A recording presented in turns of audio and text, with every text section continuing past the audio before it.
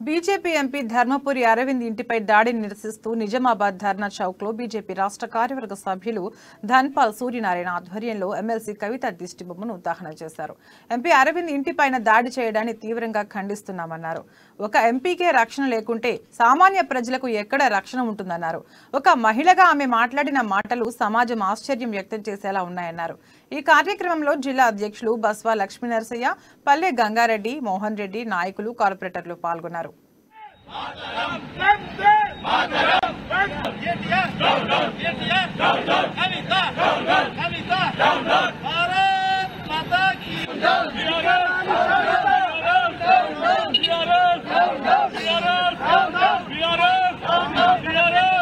విధానం ఇలా సభ్య సమాజం చూసింది.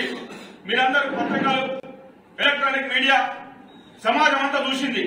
ఆమె మాట్లాడినటువంటి మాటలు ఏ విధంగా ఉన్నాయో, చెప్పుతో కొడతా, ఉరికి పిచ్చి కొడతా, భౌతిక దాడులు చేస్తా, సంపుతా. ఇదేనా ఒక భాష? ఒక మహిళ మాట్లాడాల్సిన భాష? ఒక కుటుంబము, ఇంట్లో 70 సంవత్సరాల పెద్ద మనిషి, వాళ్ళ అమ్మ 70 సంవత్సరాల వయసు ఉన్నటువంటి ఒక తల్లి, ఆ ఇంట్లో ఉన్నటువంటి మిగతా మహిళలు వాళ్ళ ఇంట్లో ఉంటే రాళ్ల బట్టి, కర్రల బట్టి ఇంటికెళ్లి ఇల్లును ధ్వంసం చేసి, ఇంట్లో ఉన్నటువంటి దేవుళ్ళ చిత్రపటాలను ధ్వంసం చేసి విధానం ఇలా